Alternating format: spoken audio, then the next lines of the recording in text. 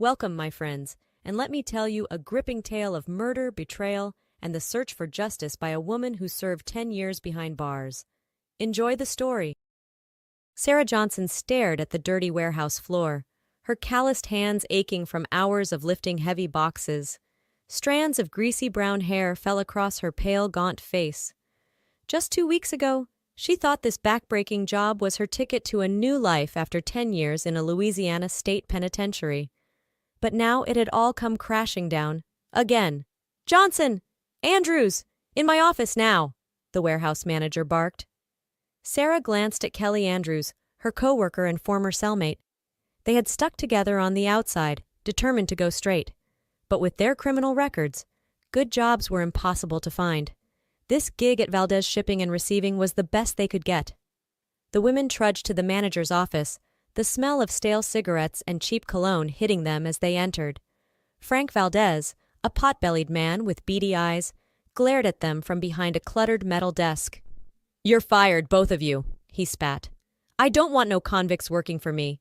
A concerned employee tipped me off to your sordid pasts." Sarah's green eyes flashed with anger, but she bit her tongue. Getting into it with this creep wouldn't help matters. Kelly, however, was less restrained. "We did our time! You can't fire us for crimes we already paid for," the feisty redhead argued. "I can and I did," Valdez sneered. "Now get your stuff and get out." As they turned to leave, Valdez fixed Sarah with a lecherous gaze. "What were you in for anyway? You got that hardened criminal look about you." Sarah paused and looked back at him coldly. "Murder." The Louisiana humidity was suffocating as Sarah walked through the dingy streets of her old neighborhood in New Orleans. Spanish moss hung from sprawling oak trees, and the air was thick with the smell of fried catfish. This was a world away from the white-collar life she used to know. Sarah's thoughts drifted to her ex-husband Mark, the man she had supposedly murdered in cold blood. They had been college sweethearts, marrying young and living the American dream. Nice house in the suburbs, good jobs, fancy vacations. The only piece missing was a baby. After years of trying, fertility treatments, and failed adoptions, Mark's eye had started to wander. 6 months before that fateful night, Mark announced he was leaving Sarah for his 24-year-old yoga instructor, Tiffany. Sarah was devastated, but not entirely surprised.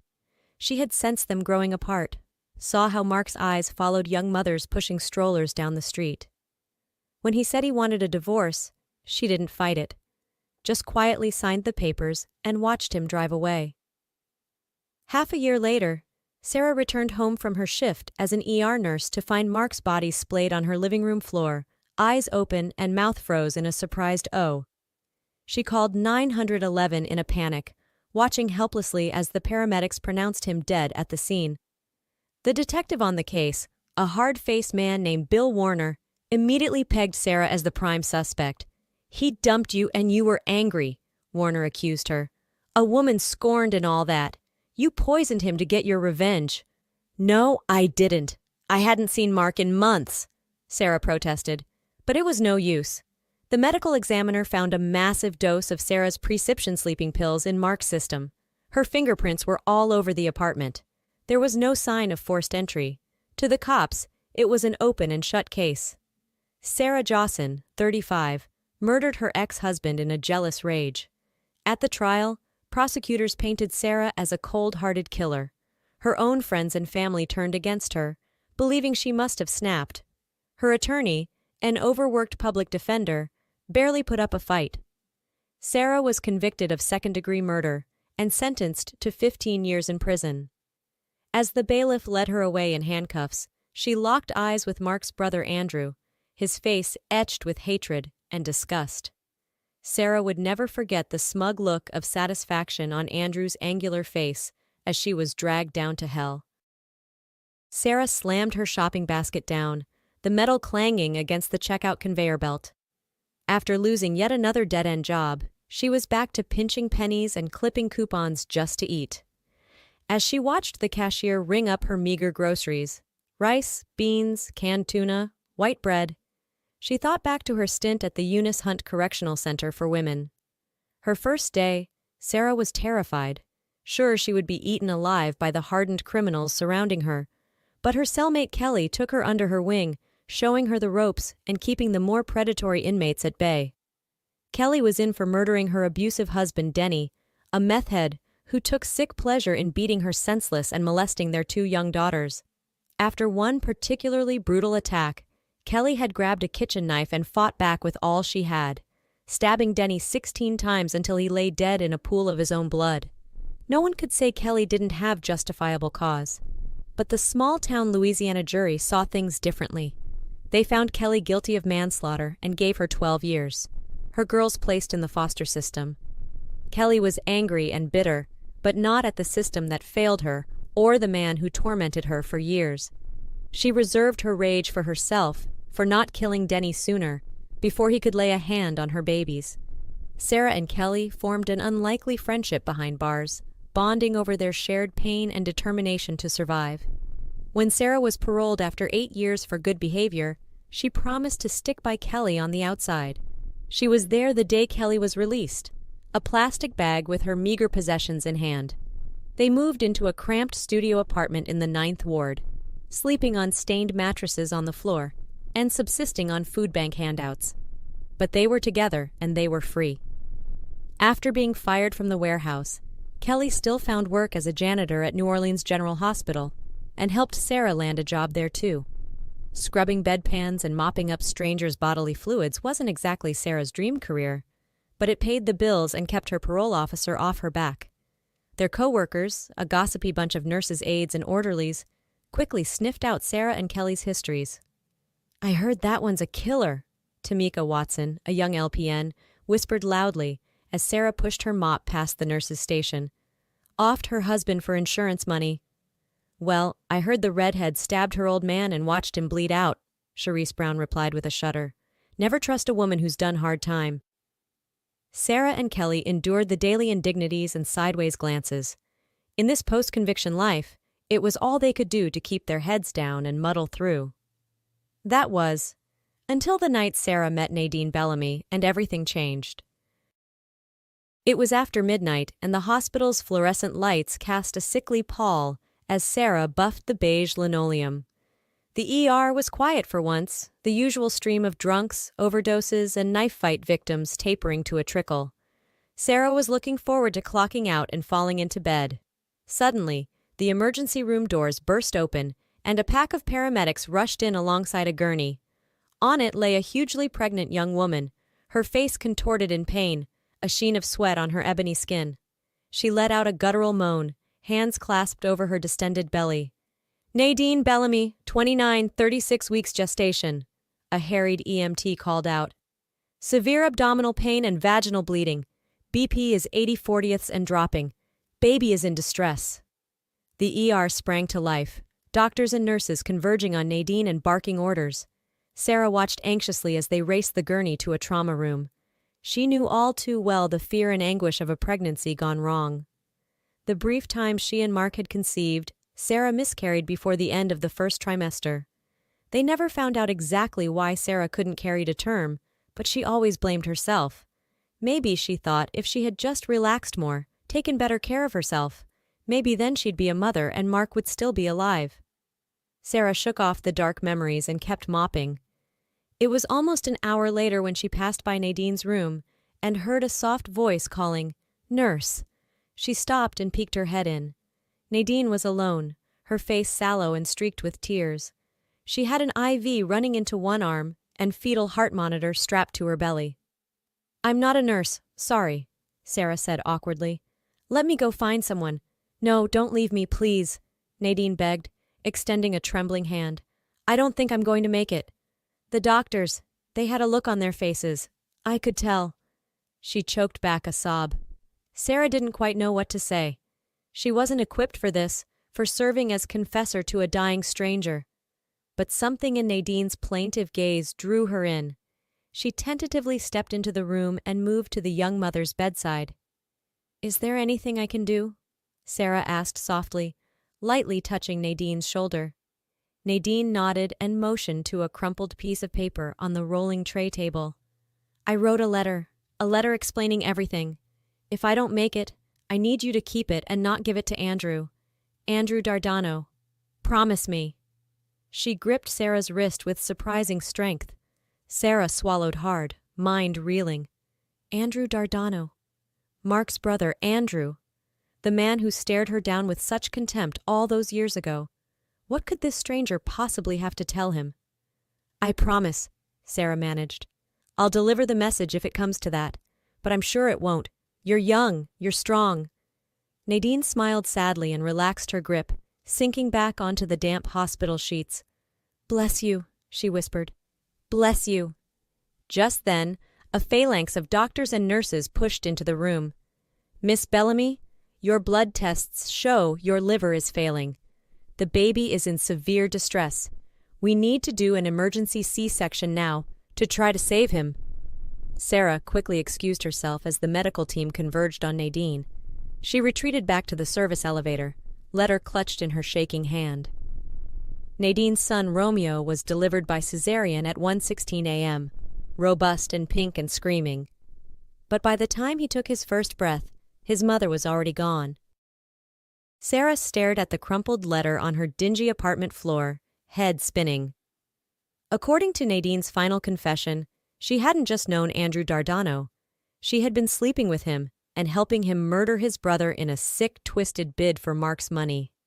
Nadine claimed she stayed quiet for years, too terrified of Andrew to act.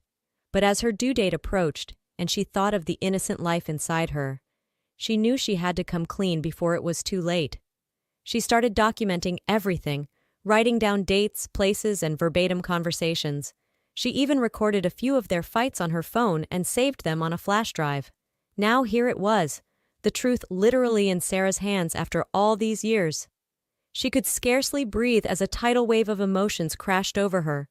Rage at Andrew for stealing her life, relief that she had been vindicated, crushing grief over the husband she hadn't killed and the family they never got to have.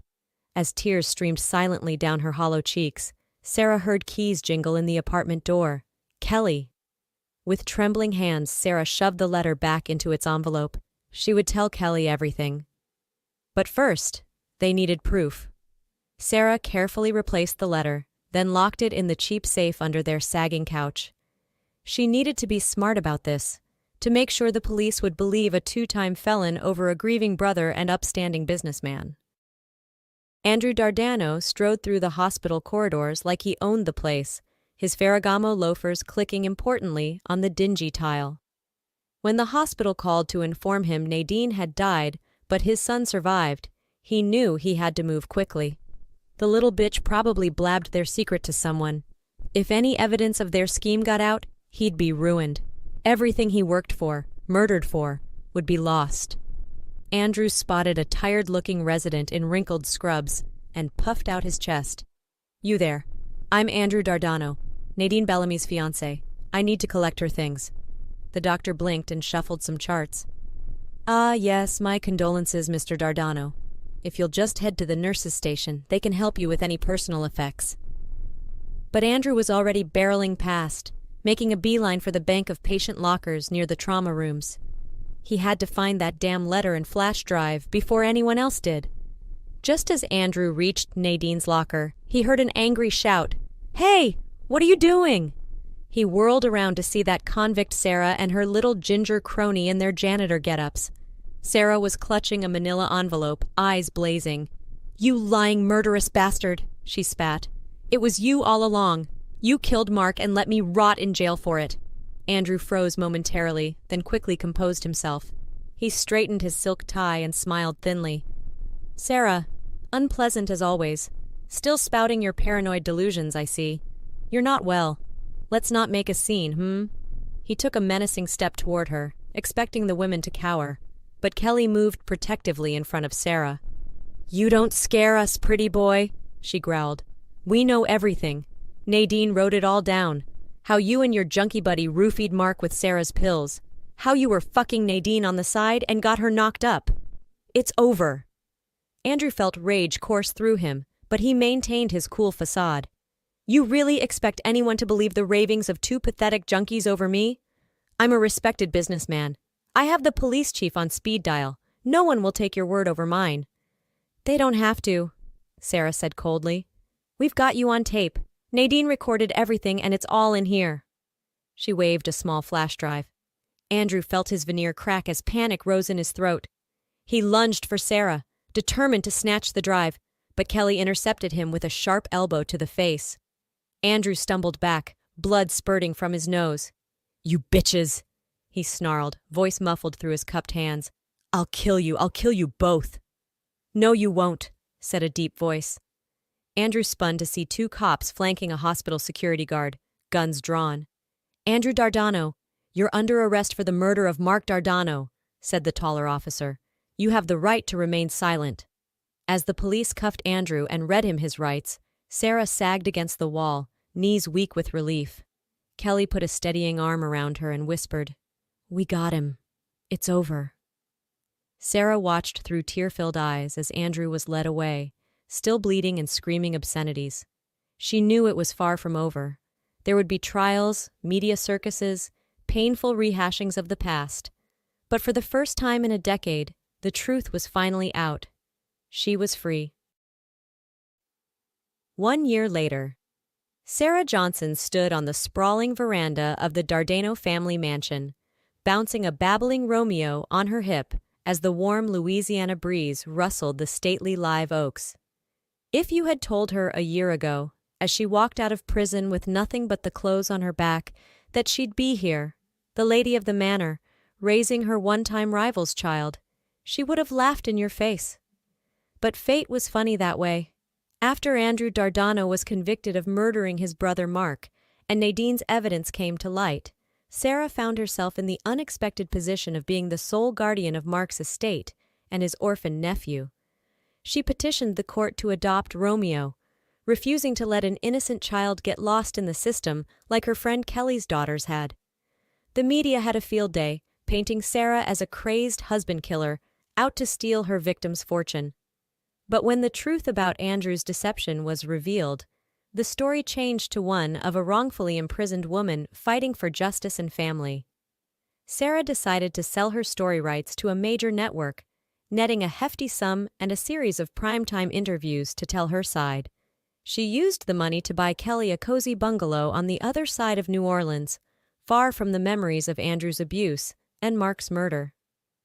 Kelly fought hard and got her girls back from foster care, determined to rebuild the family she once lost.